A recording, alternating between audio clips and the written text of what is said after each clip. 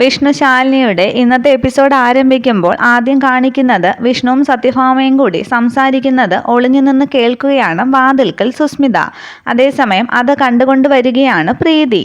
അതേസമയം അകത്തു നിന്ന് വിഷ്ണു സത്യഭാമയോട് അതമ്മേ എനിക്ക് മറ്റൊരു കാര്യം പറയാനുണ്ടായിരുന്നു എന്ന് പറയുമ്പോൾ പെട്ടെന്ന് ദൂരെ നിന്ന് സുസ്മിതയെന്ന് വിളിക്കുകയാണ് പ്രീതി.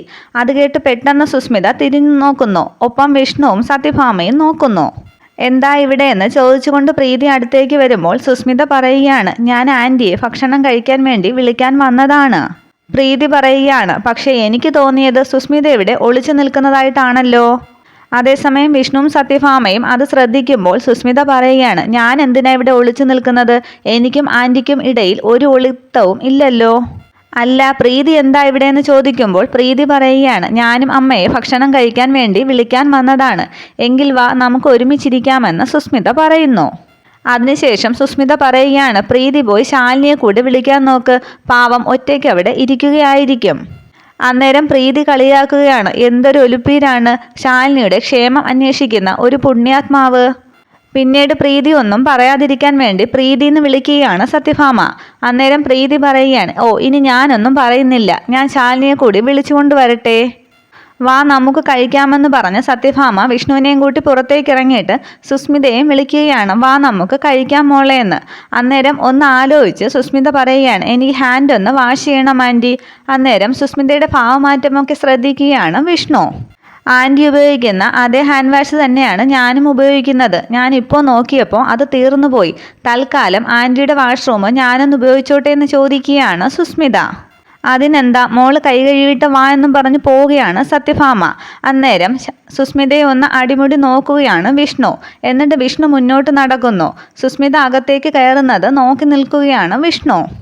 വിഷ്ണു പോയ ശേഷം പെട്ടെന്ന് ഓടി സത്യഭാമയുടെ റൂമിലേക്ക് കയറുന്ന സുസ്മിത അലമാരിയൊക്കെ പരിശോധിച്ചിട്ട് വീടിൻ്റെ ആധാരം കയ്യിലെടുക്കുകയാണ്. മൈ ഗെയിം സ്റ്റാർട്ട്സ് നൗ എന്ന് പറഞ്ഞ് ആധാരവും എടുത്ത് അങ്ങനെ നോക്കി നിൽക്കുകയാണ് സുസ്മിത. തുടർന്ന് ആധാരവുമായി റൂമിൽ നിന്നും പെട്ടെന്ന് പുറത്തേക്ക് ഇറങ്ങി ഓടി സ്റ്റെപ്പ് വഴി മുകളിലേക്ക് കയറുമ്പോൾ ശാലിനിയുടെ മുറിയിൽ നിന്നും പ്രീതി സംസാരിക്കുന്നത് സുസ്മിത കേൾക്കുന്നു. ശാലിനി കഴിക്കാൻ വരികയല്ലേ വാ എന്ന് വിളിക്കുന്നു പ്രീതി. അന്നേരം വീണ്ടും ആധാരവുമായി താഴേക്ക് ഓടി ഇറങ്ങുകയാണ് സുസ്മിത. പ്രീതിയും ശാലിനിയും കാണാതെ സ്റ്റെയറിൻ്റെ താഴെ ഒളിഞ്ഞു നിൽക്കുന്നു സുസ്മിത. ശാലിനിയും പ്രീതിയും ഡൈനിങ് ഹാളിലേക്ക് പോയ ശേഷം വീണ്ടും മുകളിലേക്ക് കയറി ശാലിനിയുടെ മുറിയിലെത്തിയ സുസ്മിത ശാലിനിയുടെ അലമാരിയിലെ ഫയലിൽ നിന്നും ശാരദാമ്മയുടെ വീടിൻ്റെ ആധാരം മാറ്റി അവിടെ സത്യഭാമയുടെ വീടിൻ്റെ ആധാരം വയ്ക്കുകയാണ്. ശാരദാമ്മയുടെ വീടിൻ്റെ ആധാരം കയ്യിൽ പിടിച്ച് സുസ്മിത കരുതുകയാണ് ശാലിനി ഇപ്പോൾ നിന്റെ ഫയലിനകത്തിരിക്കുന്നത് സത്യഭാമയുടെ വീടിൻ്റെ ആധാരമാണ്, അതാണ് നാളെ നീ പോളച്ചൻ്റെ വീട്ടിലേക്ക് പണയം വയ്ക്കാനായി കൊണ്ടുപോകുന്നത്. സത്യഭാമ പൊന്നുപോലെ സൂക്ഷിക്കുന്നതാണ് അത്. ഇത് നീ ചെയ്ത് കഴിയുമ്പോഴാണ് വെടിമരുന്നിന് തീ പിടിക്കുന്ന പോലെ ഇവിടെ തീ പുകയാനായിട്ട് പോകുന്നത്. നിന്റെ വീടിൻ്റെ ഈ ആധാരം, അതായത് ശാരികേച്ചിയുടെ കഴുത്തിൽ താലി വീഴേണ്ട ഈ ആധാരം തൽക്കാലം ഇതെൻ്റെ കയ്യിൽ തന്നെ ഇരിക്കട്ടെ.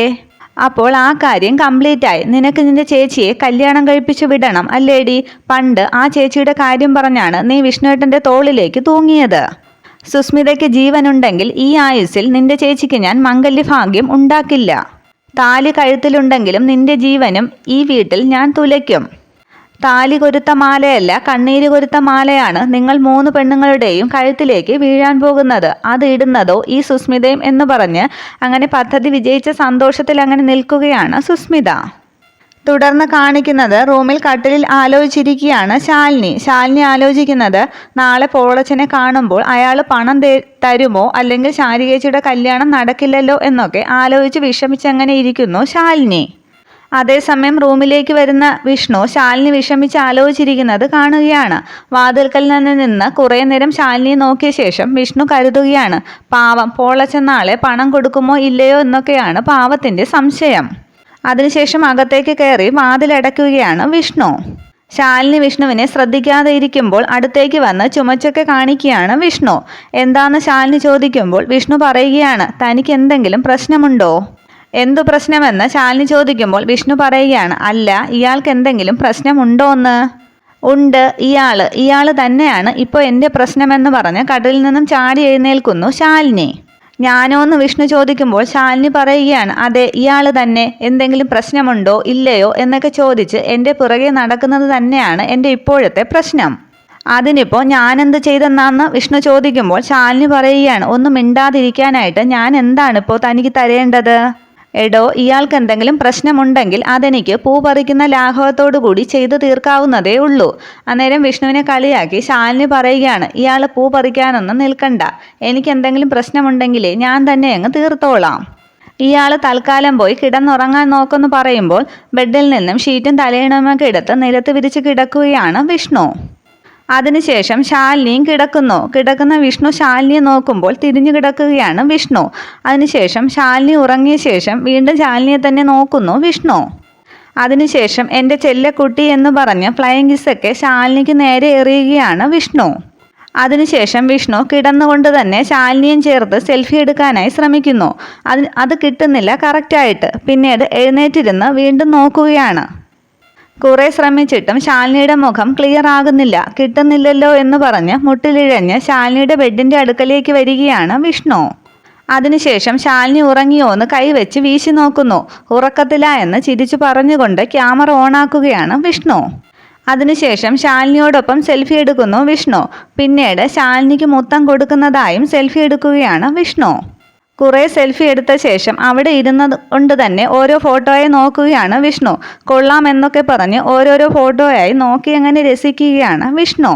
അതേസമയം പെട്ടെന്ന് ശാലിനി ഉണരുകയാണ്. ശാലിനി ഉണരുമ്പോൾ വല്ലാതങ്ങ് ചമ്മി ചിരിച്ചങ്ങനെ ഇരിക്കുകയാണ് വിഷ്ണു. ഇവിടെ എന്താ പരിപാടി എന്ന് എഴുന്നേറ്റ ശാലിനി ചോദിക്കുന്നു. ആകെ പരിഭ്രമിച്ച് വിഷ്ണു പറയുകയാണ്, ഞാനേ മൊബൈലിൽ ക്യാമറ ചെക്ക് ചെയ്ത് നോക്കിയതാണ്. എടോ, സത്യം പറയുന്നോ അതോ ഫോൺ പിടിച്ചു വാങ്ങണോ എന്ന് ശാലിനി ചോദിക്കുമ്പോൾ ആകെ അങ്ങ് വിൽക്കുകയാണ് വിഷ്ണു. വിഷ്ണുവിൻ്റെ വെപ്രാളമൊക്കെ കണ്ട് ശാലിനി പറയുകയാണ്, മര്യാദയ്ക്ക് അവിടെ പോയി കിടന്നുറങ്ങിക്കോ, അല്ലെങ്കിൽ ഫോൺ ഞാൻ എറിഞ്ഞു പൊട്ടിക്കും. അന്നേരം വിഷ്ണു പറയുകയാണ്, ഞാനൊരു സെൽഫി എടുത്തതല്ലേ ഉള്ളൂ.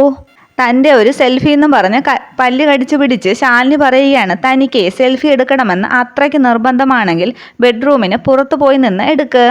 അവിടെ പോയി കിടന്നുറങ്ങുന്ന ശാലിനി പറയുമ്പോൾ ഓ ആയിക്കോട്ടെ എന്ന് പറഞ്ഞ് മുട്ടിലിഴഞ്ഞ് തന്നെ വീണ്ടും വിഷ്ണുവിൻ്റെ ബെഡ്ഷീറ്റിൻ്റെ അടുത്തേക്ക് പോവുകയാണ്. എന്നിട്ട് പോകും തോറും വിഷ്ണു പറയുന്നുണ്ട്, ഞാൻ എൻ്റെ കുട്ടിക്കാലത്ത് പോലും ഇങ്ങനെ മുട്ടിലിഴഞ്ഞിട്ടില്ല. പെട്ടെന്നൊന്ന് സംശയിച്ച് ബെഡൊക്കെ തട്ടി നോക്കുകയാണ് ശാലിനി. എന്താന്ന് വിഷ്ണു ചോദിക്കുമ്പോൾ ശാലിനി പറയുകയാണ്, അന്നത്തെ പോലെ ബെഡിൽ പഞ്ചസാരയൊന്നും വിതറിയിട്ടില്ലല്ലോ അല്ലേ? ഇല്ല എന്ന് വിഷ്ണു പറയുമ്പോൾ ശാലിനി ചോദിക്കുകയാണ്, അപ്പോൾ ഇനി വിതറാനായിട്ട് പ്ലാൻ ഉണ്ടെന്നാണോ? എൻ്റെ പൊന്നോ, ഇല്ല എന്നാണ് വിഷ്ണു പറയുന്നത്. തറയിൽ തന്നെ ഇരിക്കുന്ന വിഷ്ണുവിനോട് എന്താന്ന് വീണ്ടും ശാലിനി ചോദിക്കുമ്പോൾ ഒന്നുമില്ല എന്ന് പറയുകയാണ് വിഷ്ണു. പിന്നീട് ശാലിനി കിടക്കുകയാണ്. പക്ഷെ വിഷ്ണു കിടക്കുന്നില്ല. കിടക്കുന്ന ശാലിനി വീണ്ടും വിഷ്ണുവിനെ ശ്രദ്ധിക്കുകയാണ്. വിഷ്ണു ഫോണൊക്കെ നോക്കി ഒന്നുമില്ല എന്ന് വീണ്ടും വീണ്ടും ശാലിനിയോട് പറയുകയാണ്. എന്നാൽ വിഷ്ണു താനെടുത്ത സെൽഫിയൊക്കെ വീണ്ടും വീണ്ടും ഓരോന്നായി നോക്കി വീണ്ടും ഫ്ലൈയിങ് കിസ്സൊക്കെ ശാലിനിക്ക് നേരെ എറിയുന്നു. എൻ്റെ മുത്ത് എന്നൊക്കെ പറഞ്ഞ് വിഷ്ണു ഫോൺ നോക്കുന്നു. കിടന്നുറങ്ങുന്ന ശാലിനിയെ നോക്കുന്നു. തുടർന്ന് കാണിക്കുന്നത് രാവിലെ റെഡിയായ ശേഷം ഫയലെടുക്കുകയാണ് ശാലിനി. എന്നിട്ട് കരുതുകയാണ്, ഇതുമായി എത്രയും പെട്ടെന്ന് പോളച്ചൻ്റെ വീട്ടിലേക്ക് പോകണം, എന്നിട്ട് പണം വാങ്ങണം. ഫയലും പിടിച്ചുകൊണ്ട് തന്നെ ശാലിനി കമ്മലിടുകയാണ്. പെട്ടെന്ന് കമ്മൽ കട്ടിലിനടിയിലേക്ക് പോകുന്നു. അന്നേരം ശാലിനി ഫയല് കട്ടിലിൽ വെച്ചിട്ട് കമ്മലെടുക്കാനായി കുനിയുകയാണ്. ശാലിനി കട്ടിലിനടിയിൽ എന്തോ തിരയുന്നത് ശ്രദ്ധിച്ചുകൊണ്ട് അകത്തേക്ക് വരികയാണ് വിഷ്ണു. കട്ടിലിനടിയിൽ കമ്മൽ തിരയുന്ന ശാലിനിയുടെ അടുത്തേക്ക് വന്ന് നിൽക്കുകയാണ് വിഷ്ണു. പെട്ടെന്ന് ശാലിനി നിവരാനായി ശ്രമിക്കുമ്പോൾ ശാലിനിയുടെ തലയിൽ കൈവച്ചിട്ട് വിഷ്ണു പറയുകയാണ്, അരുതരുത് കുട്ടി, ഇനി നിവർന്നോളൂ. അന്നേരം എന്താന്ന് ചോദിക്കുകയാണ് ശാലിനി. അന്നേരം ചിരിച്ച് വിഷ്ണു പറയുകയാണ്, അല്ല, ഈ ഭർത്താവിൻ്റെ അനുഗ്രഹം വാങ്ങിക്കുന്നതൊക്കെ പഴഞ്ചൻ ഏർപ്പാടാണ്. എന്നാലും അതൊന്നും സാരമില്ല, എൻ്റെ എല്ലാവിധ അനുഗ്രഹവും ഇയാൾക്കുണ്ടാകും എന്ന് പറഞ്ഞ് ശാലിനിയുടെ തലയിൽ കൈവച്ച് അനുഗ്രഹിക്കുകയാണ് വിഷ്ണു. അന്നേരം വിഷ്ണുവിൻ്റെ കൈ തട്ടി മാറ്റി എഴുന്നേൽക്കുന്നു ശാലിനി. എന്നിട്ട് പറയുകയാണ്, ഇയാൾ എന്തൊക്കെയാണ് ഈ പറയുന്നത്? ഞാൻ എൻ്റെ കാണാതായ കമ്മൽ തിരയുകയായിരുന്നു. അനുഗ്രഹം വാങ്ങിക്കാൻ പറ്റിയൊരു മുതൽ അയ്യേ എന്ന് പറഞ്ഞ് വിഷ്ണുവിനെ കളിയാക്കുന്നു ശാലിനി. അതിപ്പോൾ ഇയാളുടെ കമ്മലിന് എന്താ പറ്റിയെന്ന് വിഷ്ണു ചോദിക്കുമ്പോൾ ശാലിനി പറയുകയാണ്, താഴെ പോയി അങ്ങോട്ട് മാറി നിൽക്കടോ എന്ന് പറഞ്ഞിട്ട് വീണ്ടും കട്ടിലിനടിയിലേക്ക് തിരയുകയാണ് ശാലിനി. അയ്യയ്യോ, അതിന് ഞാനുണ്ടല്ലോ എന്ന് പറഞ്ഞ് ശാലിനിയുടെ കൂടെ തറയിലിരിക്കുകയാണ് വിഷ്ണു. എന്നിട്ട് പറയുകയാണ്, ഇതെങ്കിലും ചെയ്യാൻ താൻ എന്നെ ഒന്ന് അനുവദിക്ക്. അന്നേരം ദേഷ്യപ്പെട്ട് വിഷ്ണുവിന് നേരെ കൈ ചൂണ്ടി ശാലിനി പറയുകയാണ്, അതെ, ഇത് എല്ലാത്തിലും ഇങ്ങനെ ഡബിൾ മീനിങ് പറയരുതേ. അതിന് ഇതിലെന്താ ഡബിൾ മീനിങ് എന്ന് ചോദിക്കുകയാണ് വിഷ്ണു. എന്നിട്ട് ശാലിനിയോടൊപ്പം തന്നെ കട്ടിലിനടിയിലേക്ക് തിരയുകയാണ് കമ്മൽ വിഷ്ണുവും. അതേസമയം വിഷ്ണുവിൻ്റെ റൂമിലേക്ക് വരികയാണ് സുസ്മിത. വാതിൽക്കൽ നിന്ന് ഇവർ രണ്ടുപേരും കട്ടിലിനടിയിലേക്ക് നോക്കുന്നത് ശ്രദ്ധിച്ചിട്ട് സുസ്മിത കരുതുകയാണ്, ഇത് രണ്ടും കൂടി അവിടെ എന്താ ചെയ്യുന്നത്? അന്നേരം വിഷ്ണുവിൻ്റെയും ശാലിനിയുടെയും തല തമ്മിൽ കൂട്ടിമുട്ടുകയാണ്. അയ്യോ ചോര എന്ന് പറഞ്ഞ് തലയിൽ തടവുകയാണ് വിഷ്ണു. താൻ നോക്കിയത് മതി, ഒന്ന് എണീച്ചു പോകുന്നുണ്ടോ എന്ന് ശാലിനിയും തലയിൽ തടവിക്കൊണ്ട് പറയുകയാണ്. ഞാൻ ഇനിയും നോക്കുമെന്ന് വിഷ്ണുവും പറയുന്നു. ശാലിനി വീണ്ടും കമ്മൽ തിരയുകയാണ്. വിഷ്ണു പറയുകയാണ്, ഞാൻ ഇനിയും നോക്കും, പക്ഷെ എൻ്റെ തല മുട്ടരുത്. അന്നേരം സുസ്മിത കരുതുകയാണ്, ഇവരെന്താണ് ഈ തിരയുന്നത്? എന്നാൽ കട്ടിലിൻ്റെ കാൽക്കൽ കിടങ്ങുന്ന കമ്മൽ വിഷ്ണു കാണുകയാണ്. ശാലിനി കാണാതെ വിഷ്ണു അതെടുത്ത് പോക്കറ്റിലേക്കിടുന്നു. എന്നിട്ട് കട്ടിലിലേക്ക് കയറിയിരിക്കുകയാണ്. വിഷ്ണു പോക്കറ്റിലേക്ക് കമ്മലിടുന്നതൊക്കെ സുസ്മിത കാണുന്നുണ്ട്. ശാലിനി തിരയുന്നത് കണ്ട് വിഷ്ണു പറയുകയാണ്, അതെ അത് പോയെന്നാണ് തോന്നുന്നത്. എഴുന്നേറ്റ് ശാലിനി പറയുകയാണ്, അതെ അത് അങ്ങനങ്ങ് പോവാനായിട്ട് ഈ കട്ടിലിന് താഴെ ബെർമുഡ ട്രയാങ്കിളൊന്നും അല്ലല്ലോ. ഞാനേ അത് സമയം പോലെ കണ്ടുപിടിച്ചോളാം. ഓ, കണ്ടുപിടിച്ചത് തന്നെയെന്ന് വിഷ്ണു മനസ്സിൽ കരുതുകയാണ്. ശാലിനി പറയുകയാണ്, അതെ എനിക്ക് വേറെ കമ്മലുണ്ട്. അതിനുശേഷം അൽമാരയിൽ നിന്നും വേറെ കമ്മലെടുത്തിടുകയാണ് ശാലിനി. അന്നേരം വിഷ്ണു ചോദിക്കുകയാണ്, എവിടെയൊക്കെയുള്ള തയ്യാറെടുപ്പിലാണെന്ന് തോന്നുന്നു? എങ്ങോട്ടാണാവോ എന്ന് വിഷ്ണു ചോദിക്കുമ്പോൾ ശാലിനി പറയുകയാണ്, ജ്വല്ലറി ഉടമ പോളച്ചനെ ഒന്ന് കാണണം. ഇതൊക്കെ ശ്രദ്ധിച്ച് തന്നെ നിൽക്കുകയാണ് സുസ്മിത. അന്നേരം വിഷ്ണു ചോദിക്കുകയാണ്, അല്ല ഞാനൂടി വരട്ടെ? അന്നേരം ശാലിനി ഇയാള് എന്നൊന്ന് ആലോചിക്കുന്നു. വരാമെന്ന് പറയുമെന്ന് പ്രതീക്ഷയിൽ വിഷ്ണു നിൽക്കുമ്പോൾ ശാലിനി പറയുകയാണ്, വേണ്ട ഇയാൾ വരണ്ട. അതിനുശേഷം ശാലിനി പോകാതെ വഴിയിൽ തടഞ്ഞു നിർത്തുകയാണ് വിഷ്ണു, കൈയൊക്കെ അങ്ങ് നിവർത്തിയിട്ട്. അന്നേരം വിഷ്ണുവിൻ്റെ കൈ ചൂണ്ടി ശാലിനി പറയുകയാണ്, അതെ ഈ ചെക്ക് പോസ്റ്റ് ഒന്ന് മാറ്റിയാട്ടെ, മസിൽ എന്നൊക്കെ പറഞ്ഞ് വീണ്ടും കൈയൊക്കെ നിവർത്തുകയാണ് വിഷ്ണു. അന്നേരം വിഷ്ണുവിൻ്റെ കൈ തട്ടി മാറ്റി മുന്നോട്ട് പോവുകയാണ് ശാലിനി. ശാലിനി റൂമിൻ്റെ പുറത്തേക്ക് ഇറങ്ങുമ്പോൾ കതവിൻ്റെ പുറകിലേക്ക് മറഞ്ഞു നിൽക്കുകയാണ് സുസ്മിത. ശാലിനി പോയ ശേഷം പോക്കറ്റിൽ നിന്ന് കമ്മലെടുത്ത് അങ്ങനെ നോക്കി നിൽക്കുകയാണ് വിഷ്ണു. അതിനുശേഷം കമ്മലിലൊരു മുത്തം കൊടുത്തിട്ട് മധുരമുള്ള ഓർമ്മയ്ക്കായിട്ട് ഇതിരിക്കട്ടെ എന്ന് വിഷ്ണു പറയുന്നു. ഇതൊക്കെ വാതിൽക്കൽ നിന്നും സുസ്മിത കാണുകയാണ്.